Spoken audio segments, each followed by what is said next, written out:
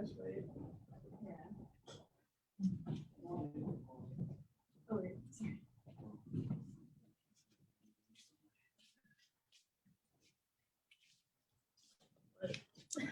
What is going on? Yesterday after the lesson, so this young lady brought out something interesting, a nice interesting point I never thought about before, which is what the Gemara says, that you learn from your students more than anybody else. Okay, I would like you to write this down, which is a very interesting point, very technical but very interesting point. She was drilling at me, what does it mean, the word ketuma? What does it mean, ketuma? When we talk about ketuma for literally for 2.5 months already. What does it mean, the translation tuma? I tell her it means choking it, dying the fire down, dimming the fire. And then it popped into my mind, there's a lashon of the Mishnah, Maseches Sukkah, in Tractate Sukkah, the Mishnah says, Niktam roishai, if the hadas, the myrtle branch or the willow branch, was chopped off on top, so it's puzzle. Niktam roishai, the lulav was broken on top, it's puzzle. It speaks about the lulav also. It says, Niktam roishai, puzzle. Nifritzu alav, if the leaves, the branch spread apart, basically, and only the stem, the spinal cord of the lulav is intact, it's kosher. So it says niktam roishai. So niktam means cut off, right? So the word niktam means cut off. So she said that we see, it seems perhaps that the word niktam is choking, cutting off the top of the flame. Niktam is a word that's used by the holy sages associated to choking the top, cutting off, chopping off, cutting off the top of the flame. In other words, you're dying the fire, you're dimming the fire, showing that you're not interested to raise the flame. So our holy sages use the word niktam, because niktam is identified with something with taking it from the top. Niktam roishai. Speaking again about a lulav. This is the laws of lulav. And the sages use the word niktam. So going back to the fire, when we say ketuma, fire is feminine. So we say, don't say katum, we say ketuma. Ve'esh yatza'ah me'es Hashem. The fire went out from God. Yatza'ah, feminine, not zachar. Women are much more fervor than men. That's why Eish is lashon nekeva. Women have much more fervor and zest and fire than men, who are more cold, more to the cold streak. So niktam roishai, it says, the word niktam here in talking about fire is ketuma. The fire is choked and dead from the top by putting a blech or by putting ash over it. I found that very interesting, a connection. Very, very interesting thought. Okay, before we're going to go into the laws of Choshen Mishpat, I just want to clarify one thing, and that is, what's the story, what's the din if a person by mistake does put on the blech of fire in a prohibited way, i.e. that it wasn't fully cooked, and he or she didn't place a blech to make it ketuma, did not place a blech which makes it ketuma. If you didn't listen to the sages, it doesn't make a difference if it was advertent or inadvertent. Doesn't make a difference if it was intentional or unintentional. What is the halacha? If a person put down something on the fire, he did not make it ketuma.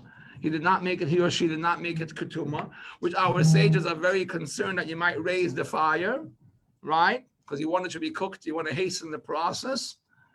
And it wasn't totally raw. If it would be fully raw and your intention is only for next day, that is okay, right? Correct? It's not the best way, but it's okay. It's not the best way again, but it's okay. The crock pot would be the best way in that case. Halachically, if you put up one piece of raw meat in the cholent pot or whatever, it's also good. One piece of meat designates the whole pot to follow that you're not interested in having this ready tonight because you put a raw piece of meat in here. So I know the girls are very strong on that point. The one piece of raw meat is good, it's enough, fine, you're right about that. But in the case when you didn't, and by the way, that comes with many, many derivatives. You have to have intention only to use it tomorrow, right? The raw issue of the raw has to be also a flame that's very, very small, that it won't have it ready by later on tonight, because in other words, you might change your mind. So this business with putting a cholent down the last second, because the lady came back from Macy's, or she came back from another department store, running into Shabbos and thinking that she could do that with a cholent. It's not so simple. She may, it's true, that's the lady had to come in late to the house, right? It happens sometimes, but relying on the cholent for the last second, she may, and she doesn't want to cook on a blech. That shows you how the blech really works. So which lady wants to cook on a blech, right? So she doesn't want to use the blech. So true, it's good, but you have to have a lot of, how would you say, conditions. Again, it has to be a small flame, not too small, it's not going to cook. It has to be a smaller flame with intention only for tomorrow, and then it's okay. But again, in a case when you did not listen to those conditions, what do you do now? Let's say, I'll give you an example. She came back late Friday, and she did all the conditions she got, and she put on a very high flame. So it is going to be cooked tonight. The whole point is that it's not supposed to be a high flame, right? And the lady's so happy. She says, wow, I listened to all conditions. And then all of a sudden they find, oh, really? Excuse me, madam. You know that the flame is too high. And now it's going to be cooked in about an hour and a half or 2 hours. That's not good. Oh, I thought just putting it raw is enough. That's not enough. I thought if I have in mind till tomorrow is enough. I don't want to cholent tonight. That's not enough because the flame is very high. Okay, so bottom line is, if something was done impermissible, in a prohibited way, what's the halacha? You can do it. What? You can do So it. firstly, should you take it off or let it remain there? So first you should take it off. If for one reason, whatever reason was, it will remain there, you can't eat it next morning. You can't eat it tonight, whatever it is, you can't eat it. You have to wait till after Shabbos. And when could you eat it after Shabbos? We'd have a fleshikim lava malka, right? Which is a wonderful thing. When could you eat it? Because after all, the cholent smelled very good. It was a delicious cholent where you couldn't eat it a whole Shabbos. So when can you eat it after Havdalah? When can you eat it? Hurry up, girls, please. What? What? Can you eat it at Malka? Yeah, sure, you could eat it. Unless it was unintentional, that's something else. If it was unintentional, so then you're not allowed to. If it was done purposely, but no, the Bantam was done purposely. So when can you eat it after Havdalah? Bichdei sheyas. Okay, very important. For the time it takes, right, you know that principle, right? Terminologies and bichdei sheyas. Let me write it down.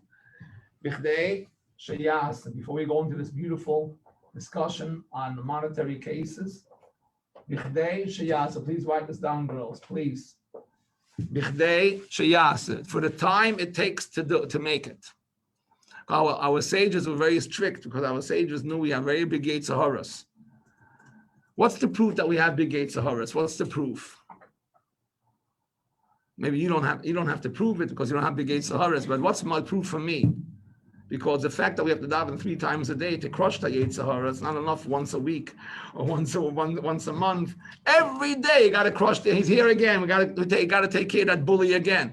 Crush him again and crush. Every day we're crushing. At night before you go to sleep, again we're crushing him. Agan Satah, because he doesn't sleep. We got to really be niktam. We got to make a ketuma. You got to make a ketuma on the Yetzer Hara. We got to chop off its head, so to say. But the point is, by the way, is it the point to kill the Yetzer Hara or to transform the Yetzer Hara? What's the objective eventually? Transform, right? You're learning Bossi Legani now for your Shvat.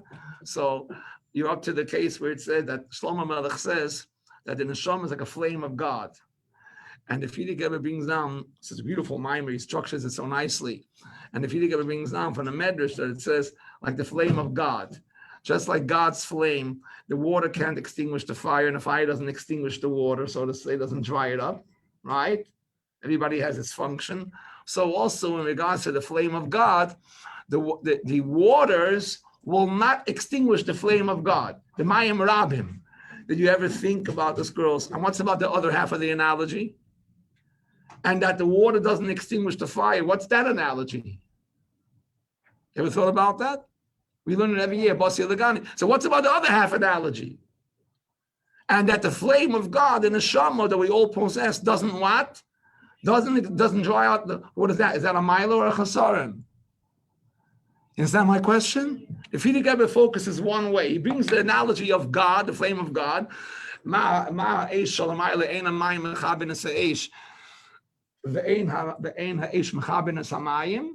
also af the neshama ein hamayim, the mayim rabim, the teves of the parnasa and all the world who noise will not extinguish the flame of God. Fine. And what's about the flame of God not extinguishing the water? What is that? It's a good question. He doesn't have to expand on it. It says clear. We're not here to kill the Yetzer Hara. We're not here to kill, to dry out the waters. We want to use that power of the Yetzer Hara and transform it first through Iskafia and then Ishapcha to God. We're not here to kill the Yetzer Hara. Yetzer Hara, the Fidik brings on a pasuk. A lot of produce comes to the power of the ox, right? The ox produces a lot of produce. He plows and all that. So Rav Tvua is b'koyach shoyer. Remember that one? So that's the point. Not here. Yes, the analogy works both ways.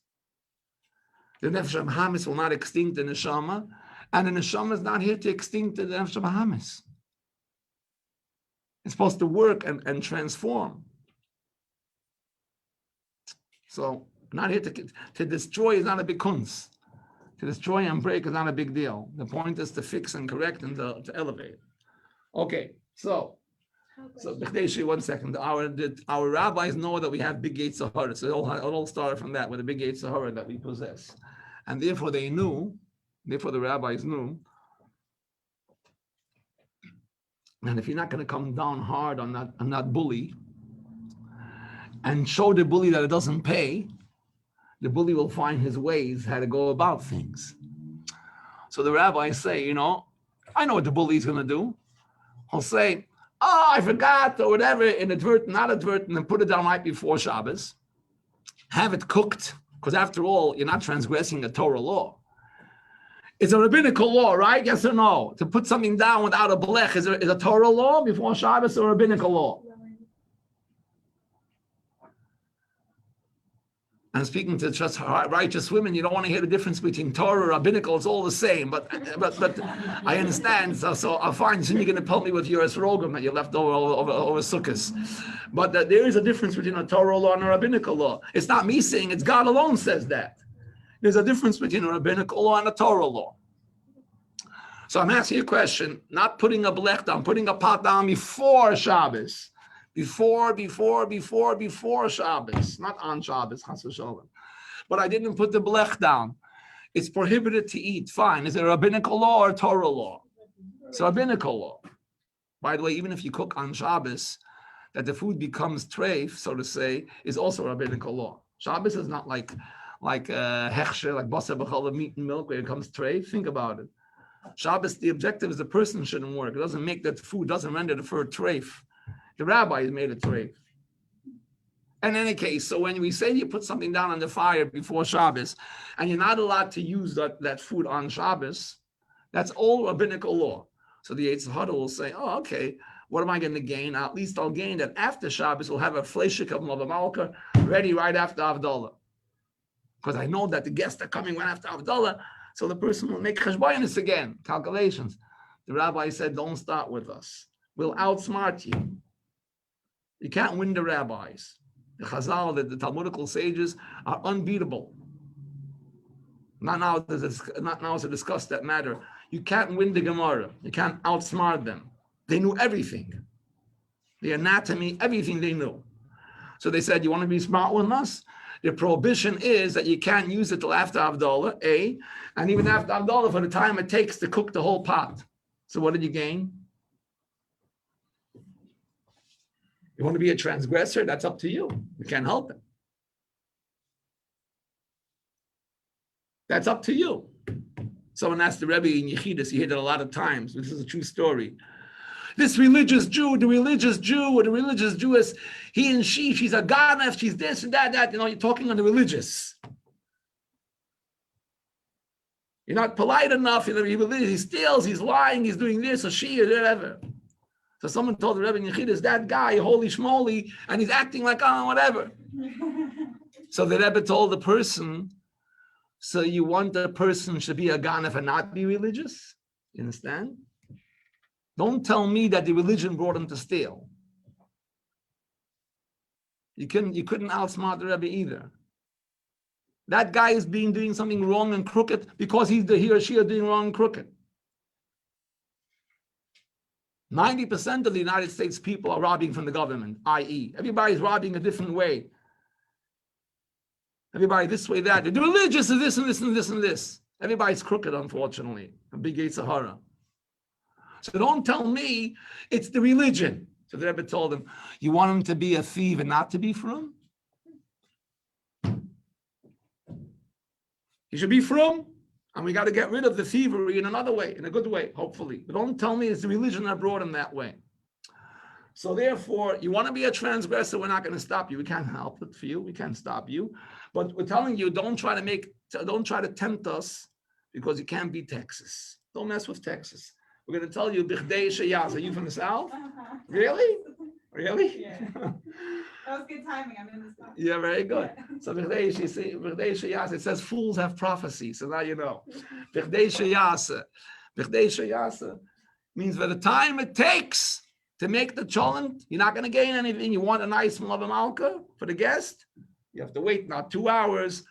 Even if it's ready, you can't even warm it. You can't do anything. So what did you gain, you fool?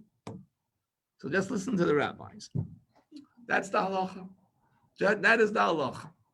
Again, so you got to take it off. You shouldn't let it be cooked on Shabbos. Take it off. And if you left it there, you can't use it till Mitzvah Shabbos Bichdei Sheyas. Any questions before we go further? You wanted to ask something. I'm sorry. Yeah, from before. Yeah. So like, I understand why we put the cholent that is not like it's not cooked already because we will not be concerned to eat it tonight. So like why, like what's the reason of putting the cholent fully cooked in the blech? If it's ready, we can eat it tonight. Because why do we need a blech if it's fully cooked? That's what you're asking? Yeah. Very good question. So the answer is really you don't need if it's fully cooked. The truth is you don't need. The reason why we use a blech is, firstly, most scholars will tell you right and wrong. They'll say the blech is needed once it's fully cooked. The blech is needed for chazara, not for shehiyah. Remember this shehiyah and chazara? Remember we said shehiyah doesn't mean shehiyah hecht. Shehiyah is shin, hey, yud, apostrophe. Shehiyah means maintaining. Shehiyah hecht is Yehoshua. That's something else. And this is shehiyah. Shin, hey, yud, hey. Okay? So for shehiyah, to have it maintained on the fire, you need a blech if it's not fully cooked. If it's fully cooked, you may have it maintained, placed on the fire if it's fully cooked. That's true. I'm going to get to that. It's not so simple. We said it several times. Mainly, why do we need a blech then if it's fully cooked? Why? Is because you want to be able to place it back. And if you're not going to have a blech, there's another issue. It looks like it's cooking. You have to have, it's called nira kimavashal, right? The principle here, the terminology. You have all the terminologies written down? Yeah? Okay. So in order, it shouldn't be, she said, oh, shucks, I regret I ever asked this guy a question. And every time I get on my head, and then you write it down, you did this and this, okay, no more, that's it, finished. Okay, so please ask, okay? Now, so you need the blech for chazara. Not for, this blech serves two purposes. It makes it ketuma, so you're able to have shehiyah, you're able to put it down, and it also allows you to put it down because otherwise it's going to look nearer kimevashel, remember? So it gives you two permissions, it gives you two advantages. It lets you make shehiyah and it lets you make chazara. If you're going to have something fully cooked, put it down on the fire, but it's not going to be a blech, you'll never be able to put it back again. Okay? Even if you held on to it and even if you had a mind, because it's still going to look like you're placing it on the fire directly, it's nearer kimevashel. So everything is very logical, it's very beautiful. Like everything else in Torah, so beautiful and so sweet and pleasant. Right? So that's in regards to the ovens. I want to mention, I saw in the book that you told me to see, Rabbi Dubov says that in an oven, being that chazara is so complicated, because we said it looks like cooking, some rabbis want to say that an oven is worse than putting it down on a stovetop. You're opening the door, you're putting it in.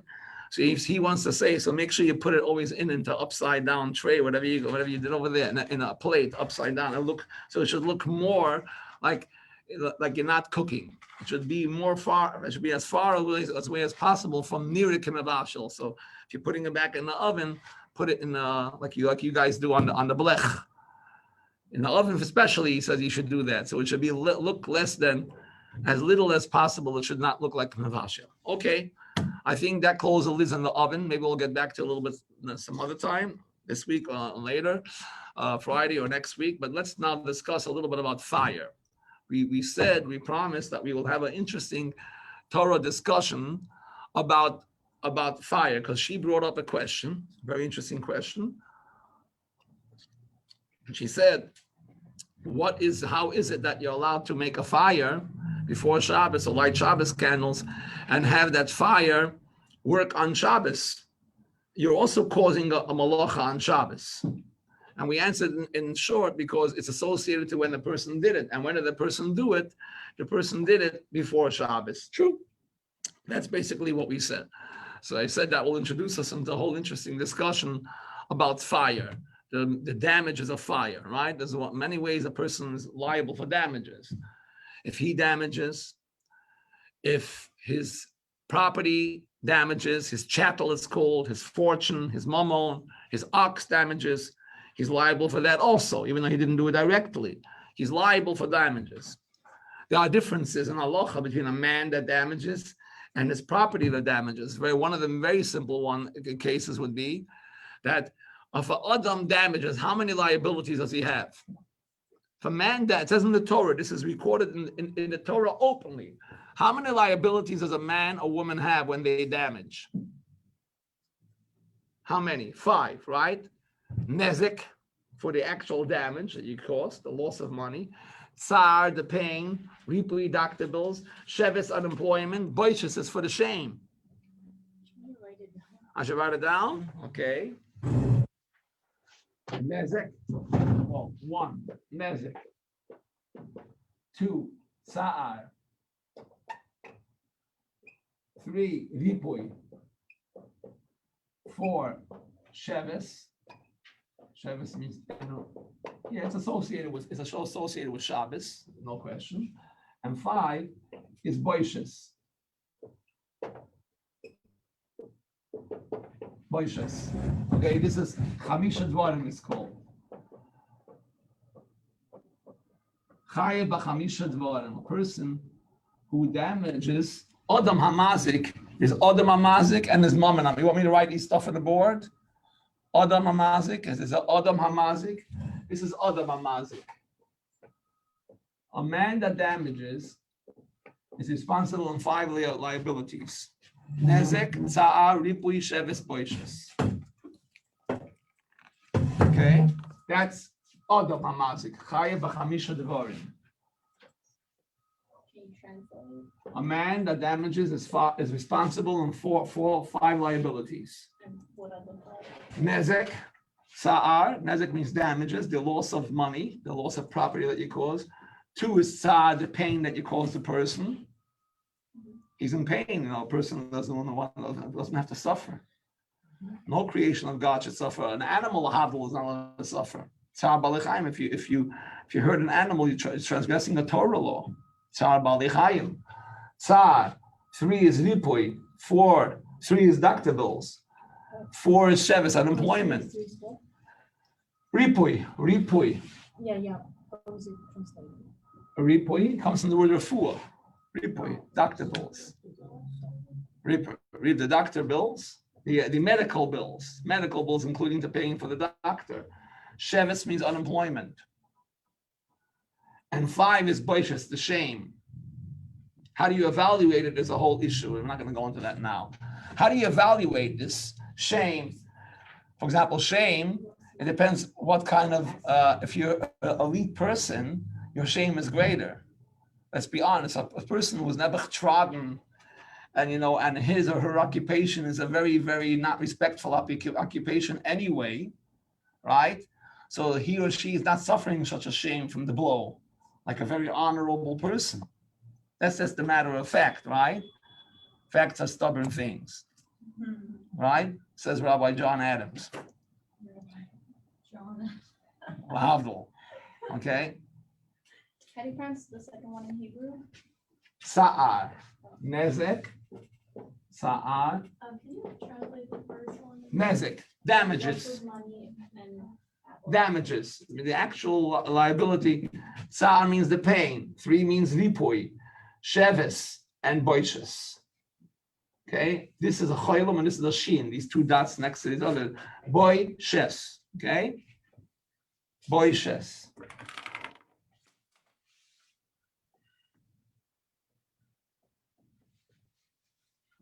Make it a little bit farther on this. Boishes. Okay, those are the 5 liabilities that a person. This is recorded clearly in the Torah. Is that clear, everybody? Yeah. And they evaluated it. What? Translate the last one. Boishes, shame. Shame? Shame. Oh. Boishes means shame. A person that was shamed should be paid. You should get paid for it. God said you have to. How do you evaluate shame? By the way, first of all, again, the level of the person, but how you evaluate shame. So the Gemara says, excuse me, we evaluate shame by asking, how much would the person be willing to lower himself or herself and shame himself in public and make money for it? Let's say a person needs parnasa. Could you imagine? And he has to marry off his daughter. He needs money. He'll do anything to marry off your daughter. So the person is willing to degrade himself in public and make money. Let's say for a person to become a clown, let's say, right? It's very degrading. It's a shame, it's a busha for the person to become a clown. Or he has to have parnassus, he's willing to marry off his daughter and become a clown for a few months and to make money. How much money would he take to shame himself, to degrade himself in order to marry off his daughter? How much is he willing to take? Let's evaluate it. If it's a normal price, you shamed him, that's how much you have to pay him. Torah says you have to pay for the shame. Got it? When my chattel damages, my ox, I was walking in the street and I'm talking on a cell and I'm careless, right? And also my ox gores or eats someone's field, smashes up someone's field and tomatoes and cucumbers, does damage of tens of thousands of dollars. Hashem says, listen, mister, you have to pay because your ox damaged someone's field now. Your ox gored another person. All these things, stepped and trod and trodden on someone else's field, you have to pay for it. When my animal destroys, how much you have to pay? Only one of the 5. Also, money. Only nezek. That's it. Yeah. The best one. Very good. Very good. Only one. Because he lost profit from Because you damage someone's field or whatever it is, there's no tsar, no deductibles involved. That far, I'm not responsible. Even if I was negligent, that far, I'm not responsible. Is that clear? Question to the very honorable rabbis. Question. I ignited the fire. It's you the troublemaker, by the way. It's all because of you. You see? Holy righteous, she makes a lot of trouble in Torah scholarship. Very good. Because Torah is always a war. Torah is a battle. So she's battling war here. Okay. So now she brings up a point. When I ignite a fire, and again, I answer a fell, talking, make a nice barbecue in the backyard. I come back, half of the town is burned down. I damaged my neighbor's car, my neighbor's this, all her clothing she put out. Don't ask what I did. I'm finished. What I did over there, she's never going to see me again. Forget it, that's another issue. And now she says, forget about that. You're such an idiot. Now pay me for everything. Fine. Now, there was also more than that, let's say. It was unfortunately if someone else got burned, hurt. There were deductibles involved. There was shame. There was what else? Unemployment. I forgot to mention unemployment, right? Unemployment could also run you a bill of who knows how much. And because of that, I'm unemployed for 6 months because of your stupid cell phone that you didn't see what you're doing and you burnt me down. I'm sitting, she's sitting there, and you burnt her. Chas v'sholem. So what is that? Is that considered like chattel? Is the fire chattel or it's me? It's the man. You understand what I'm saying? If I'm holding a fire and I'm burning something down, that's of course me. That's the same thing. If I shoot an arrow, even though I'm detached from the arrow, right? I'm detached from the arrow, but that's me, obviously. I'm not talking about that. I'm holding a candle, but here was a fire. I ignited the fire.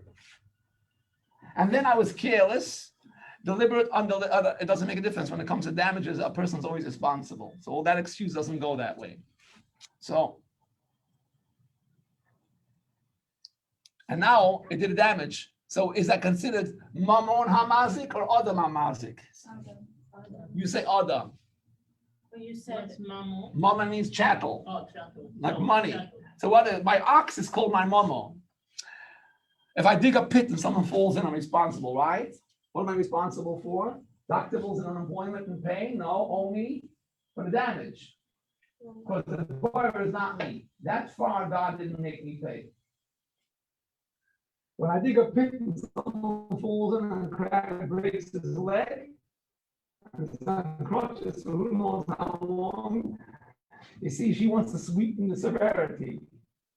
It says that when a person falls naturally, people laugh. But you also are a culprit. Don't make yourself so holy and righteous. You also laugh. When someone breaks his or her leg, you also laugh. What is this business of laughing? We have the shamus. What's going on here? What's going on here? The answer is God made it because there was some kind of gevura that happened here. And the laughing sweetens the gevura. It's by nature Hashem made, it sweetens the severity. So, if a person's walking in the street, now laughing even more, huh? And breaks his or her leg, I'm not responsible for all these things, I'm only responsible for the first one. Nezek. Not tsar, not ripui, not cheves, not boishus. Always like that. My mamon is only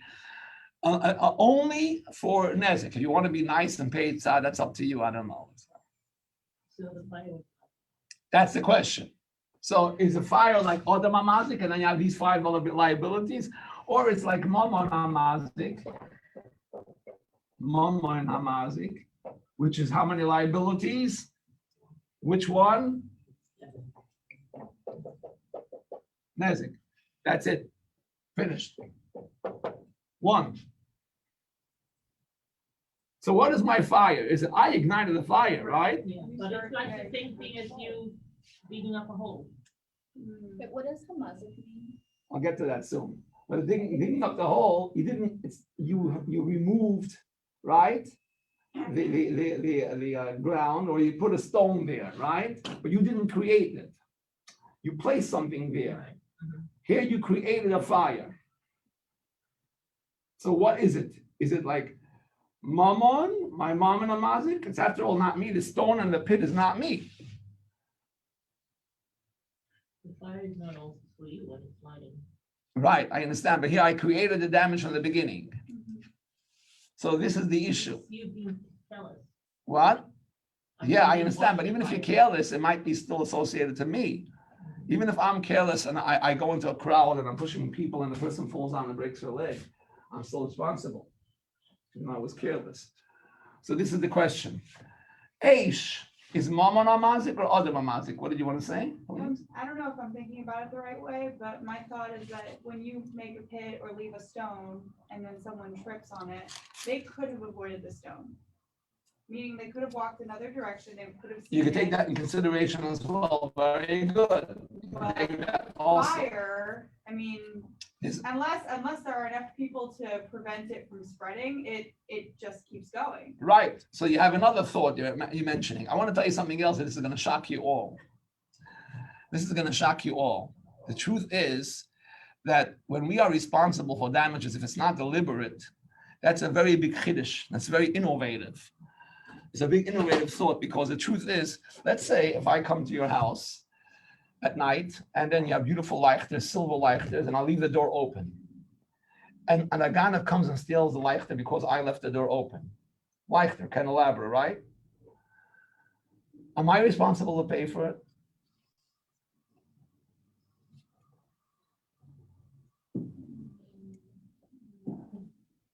I'm not responsible. I caused the damage, but I didn't make the damage. I didn't damage myself. No rabbi is going to obligate me to pay. The halacha is, I'm chayiv b'dini shemayim. The proper way would be to pay, but halachically you can't take the money out of me. It says potter b'dini adam. In a regular court, you're going to be exempted, but in dini shemayim, you're not going to be exempted. B'dini adam, no rabbi can oblige you, can make you liable. But b'dini shemayim, he can. Hashem will, if you're not going to pay up. Because for a grama, for a cause of damage, is not the same like damaging directly. So in damages alone, there are many chidushim. Why is this obligated? Why is this obliged? After all, I didn't damage myself. It was only a cause. So negligence of an ox, a pit, is big chidushim. Why I should pay in the first place, even in a court. I do have to pay in court. You understand what I'm saying? So there are degrees of damages which are surprisingly that God made you pay in the first place. Because you might think, what's the difference perhaps between a pit and leaving the door open and basically welcoming the thief to come and steal the leichter? So the answer is, of course, because you created the damage, or you placed the ox in the street when you're walking with the ox, or if it's a dog for that matter. So there are differences of levels. So what she said is very, very, very, very profound. It's true. In any case, let's go back now to fire. Is fire Odom Amazik or fire is Mammon Amazik? What is it? And that's the difference halachically, 5 or 1. To which there is a very, very famous Torah dispute between Rabbi Yochanan and Rish Lakish. Rabbi Yochanan and Rish Lakish, I said yesterday, time is running out, so we'll have to shorten a little bit. We're not going to be able to finish the discussion today, if you don't mind. If you want me to continue on this discussion Friday, let me know. If not, we'll continue with the Shabbos laws, so however you like. Rabbi Yochanan and Shlakish, as I mentioned yesterday, that the most famous brothers-in-laws in Torah Yiddishkeit. In Jewish history, they are the most famous brothers-in-law. Reish Lakish is the most famous Baal Tshuva in Jewish history. He was a bandit. He was a thief. And he wanted to do a sin. He wanted to do something very not nice. And Rabbi Yochanan, his brother-in-law, when he saw him doing that, when he saw that he wanted to do that very not nice act, so he met Rabbi Yochanan and he told Rabbi Yochanan a statement, told him something interesting. And then Rabbi Yochanan responded, and Rabbi Yochanan said, telling me, you're a ganef, you're a horrible person, shame on you. Rabbi Yochanan told him the most famous 2 words that the Rebbe writes to every bar mitzvah boy. He told Rabbi Yochanan something interesting. And Rabbi Yochanan responded, he told him, Chelach la'iraisa. Chelach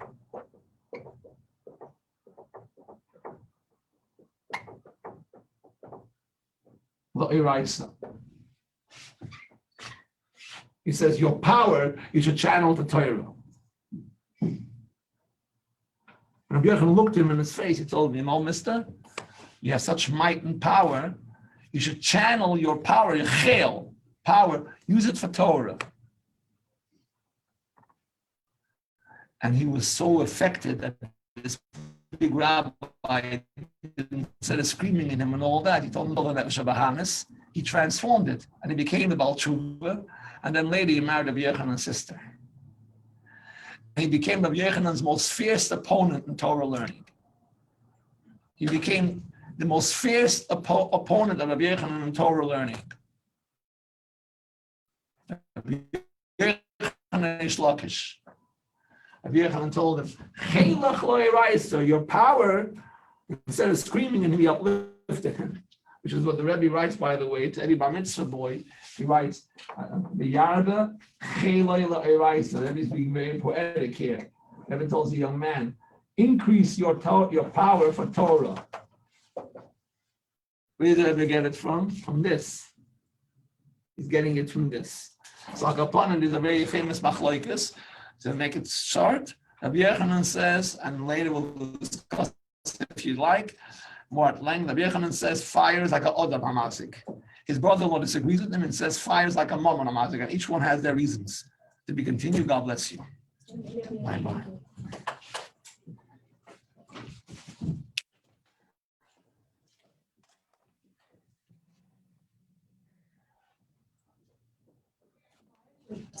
Thank you, Rabbi. That's my thing. I have something in there that I want it to be cold. Oh. I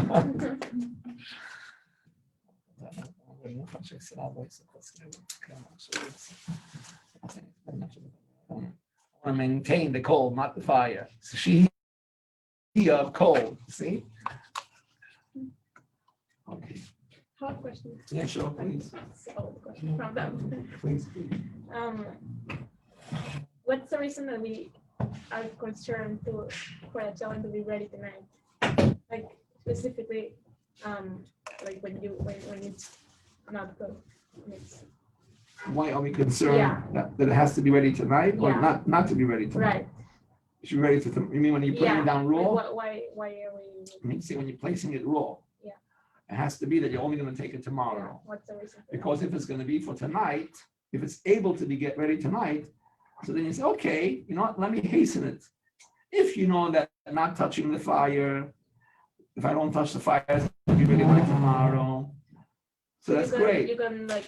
You're going to forsake it. But if you know that I had a mind tomorrow, but still it's going to get ready tonight, and I'm going to use it for tomorrow. So you say, you know what? Maybe I'll use it tonight already, Not do a melacha, basically. right? Do not for you not to do a melacha. Yeah, of course, we're scared. So if it's going to get ready tonight, I'll say, you know what? I think maybe I'll have it tonight already, and let me make it even quicker, sooner. It might even cause a worse problem. Yeah. In other words, like this, it's at the mob, but now it's supposed to be ready 2:00 in the morning. Let me raise the fire to have it ready by 10:00 at night. Yeah. Clear? Yeah.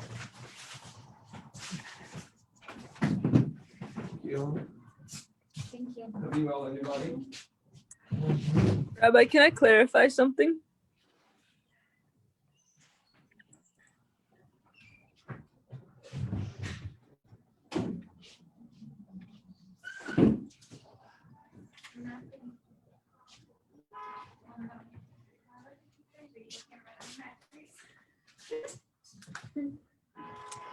Good day, everybody. Thank you. Como que me extraño, como que se ve como así que entonces me da mucha risa y yo no podía parar de reír de ella cuando tú estabas riendo por eso de la caída. Entonces yo me recordé de una vez que yo estaba en el colegio. Hola, Y Maya. en la escalera, How do we end this?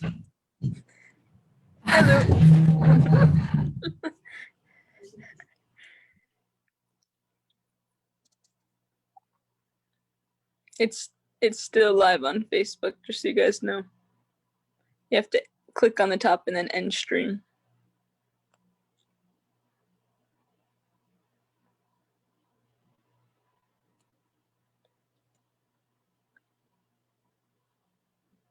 Or you can just end the meeting.